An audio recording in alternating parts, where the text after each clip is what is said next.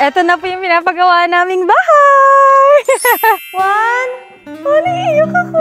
Wait lang! Wait lang! Nakakapa ko yung tile sa paa ko. Okay. Oh my God! Ay! Oh! Yung kwarto ko! May sarili na akong kwarto!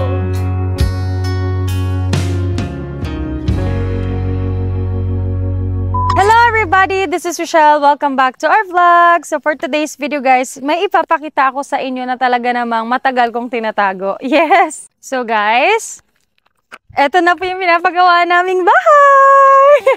Hindi naman ako maiiyak, pero talaga namang napakasarap sa feeling. To be honest with you, hindi ko pa siya napapasok. Kasi gusto ko maging genuine yung itsura natin pag nakita natin yung bahay. Pero nasa labas pa lang ako, I feel a bit emotional. Feeling ko worth it siya. Kasi, thank you Lord. Pero hindi pa siya tapos. Madami pang proseso. So guys, tara na pasok. Nakita ko na yung tiles! So guys, eto na siya. Ba't ako kinakabahan? Wow! Oh my God! Grabe! Guys, papasok na tayo, tara. So guys, certificate muna tayo. Ilang hakbang? Ilang hakbang? Huba din ah? One? Oh, naiiyak ako! Wait lang! Wait lang! Nakakapa ko yung tile sa paa ko. Okay. Oh my God. Ay! Oh, yung kwarto ko! May sarili na akong kwarto! Guys, ang saya-saya ng puso ko. Alam, ganda ng tiles. Amaze na amaze ako. Pero since hindi pa nga siya ganun katapos, alam kong madami pa siyang gastusan. But still, at least nasimulan na natin. Oh my God. Alam niyo, naiiyak ako. Pero syempre, dahil medyo malaking gastusan pa to, mas nakakaiyak yung gagastusin.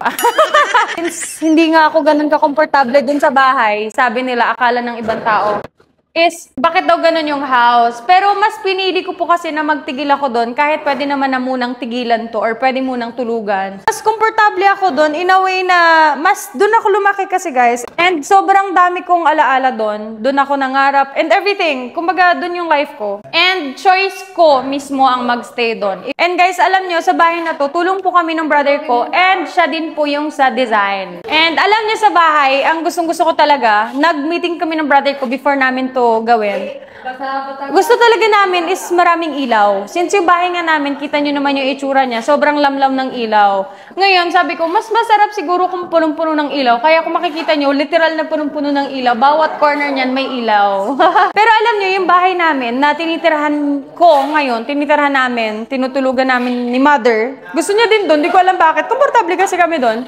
And kung makikita nyo, ito yung bahay namin na pinapagawa, na medyo patapos na. Ito naman yung bahay namin. Ayan lang yung house namin. So guys, andito yung mother ko. Interviewin natin siya. Kasi ang tagal niyang namuhay sa kabilang bahay. Ngayon, medyo patapos na. Anong nararamdaman natin ngayon?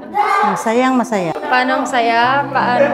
Hindi kayang ipaliwanag ang saya. Ayos na, parang nawawala na, nababawasan na yung aking pag-iisip. And guys, maraming salamat sa lahat ng naniwala, magtitiwala at nakasuporta. Maraming salamat sa mga nagtiwala sa aking anak. Sana pagkatiwalaan niyo pa po ito habang buhay. Babay, ba't parang naiiyak ka? Hindi ah. Arte lang yan eh. Naiiyak ka kasi? Sakto lang yan. Sakto lang. Masaya lang yan. Masaya lang. Masaya lang. At least, di ba? Masaya-masaya na siya ngayon. And yun naman talaga yung purpose ng pag-iibang bansa namin at pagtatrabaho namin. At since wala na nga yung sipodang namin, syempre siya na lang yung nandito. Gusto namin kahit paano stable na siya. Nakakapagpahinga siya ng ayos, di ba? Healthy. And yun. Happy-happy ka na yun? Happy, sobra. Ano nararamdaman mo na yun? Hindi ko masabi kung anong nararamdaman ko.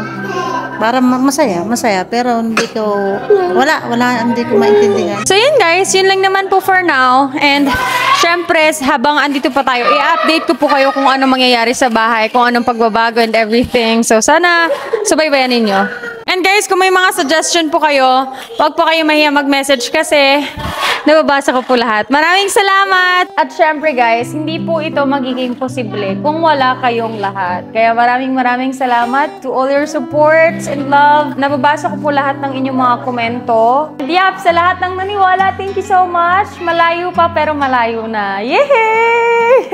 Bahay done! Off to our next dream! Bye-bye!